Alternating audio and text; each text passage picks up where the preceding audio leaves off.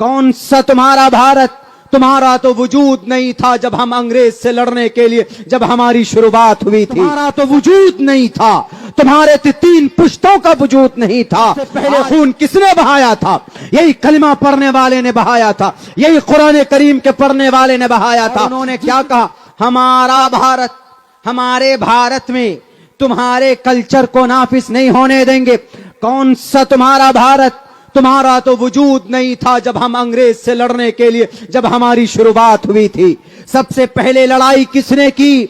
बताइए ना। आसाम के जनाब स्वामी जी, आसाम के स्वामी जी माने जाते हैं वो।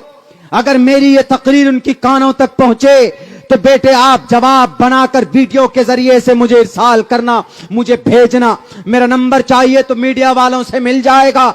बताओ तुम्हारा ये भारत कैसे है?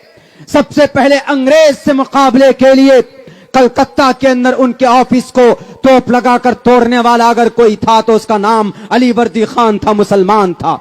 1755 के अंदर, उसके बाद उनका इंतकाल होता तो 1755 में 1757 के अंदर तो उनके नवाब सिराजुद्दौला मैदान में नजर आते। उसके बाद जरूरत पड़ती है तो लड़ाई के लिए तो 1799 में इस देश का शेर मुजाहिद फतेह अली खान टीपू सुल्तान वो मुकाबला करता।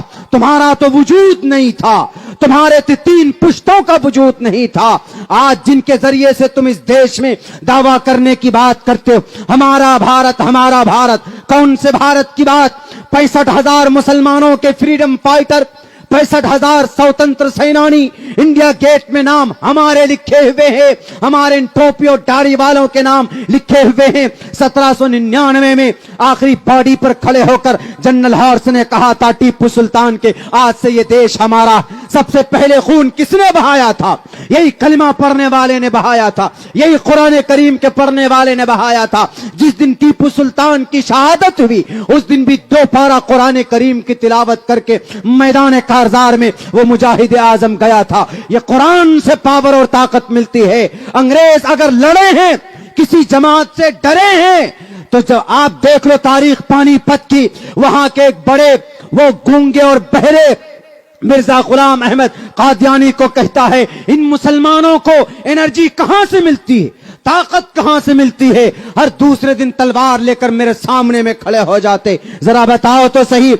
उन्होंने कहा कि इनके बीच में जब तक कुरान है, इनके सीनों में जब तक कुरान की मोहब्बत है, दुनिया की कोई ताकत ना तो इनको झुका सकती है न इनको डरा सकती है।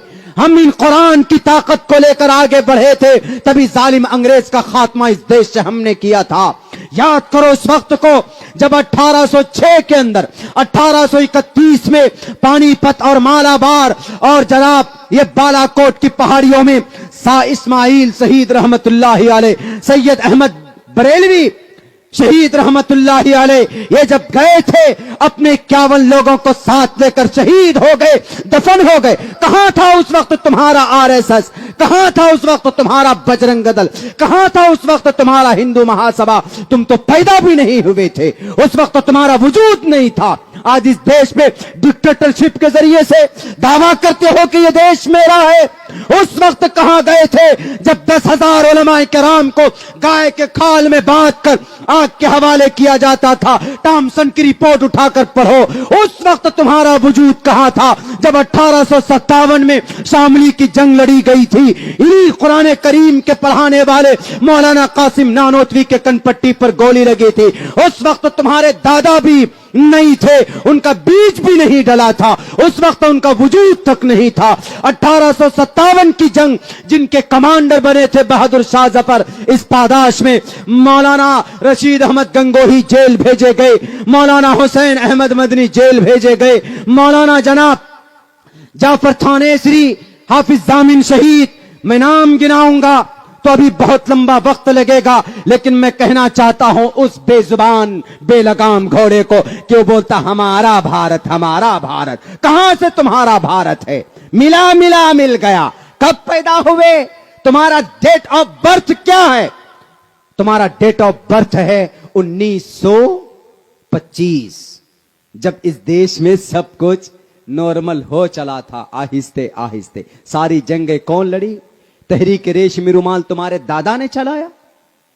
जामिया मिल्लिया यूनिवर्सिटी 1919 में 1929 में तुम्हारे दादा परदादा ने उसके बुनियाद रखे। पूरे भारत के अंदर टॉप 10 यूनिवर्सिटी में नाम आया किसका? जामिया मिल्लिया यूनिवर्सिटी का। बताइए, सब कुछ तो हमारा, और फिर क्या बोलते? हमारा भारत, हमारा भारत। जिस वक्त मौलाना उलमाए किराम कहां थे? जजीरा अंडमान निकोबार, काला पानी की सजा वहीं होती थी ना, वहां थे। तो उस वक्त तुम्हारे गुरु कौन, जिन्हें बोलते हो वीर सावरकर? वीर तो नहीं था वो, बुज़दिल था वो। इसलिए बुज़दिल था चूंकि इस देश के दुश्मन अंग्रेजों को 303 खत लिख चुका था वो। क्या कि sir, I want to surrender, I want to follow you, आप हमें हुक्म दीजिए, हम आपकी बात मानेंगे। आई विल बी सर्वेंट, मैं आपका गुलाम बनने के लिए तैयार हूं, हमें माफ कर दीजिए। जेल से लिखा, जेल से। अब वहीं पर देखो मौलाना अबुल कलाम आजाद रहमतुल्लाहि अलैह जेल में बंद हैं। बीवी का इंतकाल होता है, खबर पहुंचती है कि 3 दिन के लिए आप जा सकते हैं, जाइए। उन्होंने कहा कि भीख में मुझे तुम्हारा 3 दिन नहीं चाहिए। कहा कि बीवी का इंतकाल हुआ है, कहा कि बीवी का इंतकाल हुआ है, सबको जाना है, सबका इंतकाल होना है। आई डोंट नीड, मुझे जरूरत नहीं है, बीवी से नहीं मिलेंगे, आखिरी अंतिम दर्शन नहीं करेंगे।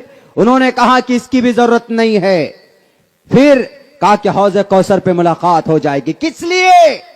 इसी भारत की आजादी के लिए। हमारा है यह भारत, तुम्हारा नहीं है। हम थे जब तो 27% जीडीपी थी, और आज आप आए हो इख्तिदार में तो कितनी जीडीपी है? 3%। लो जनाब, सब कुछ को बेच दिया।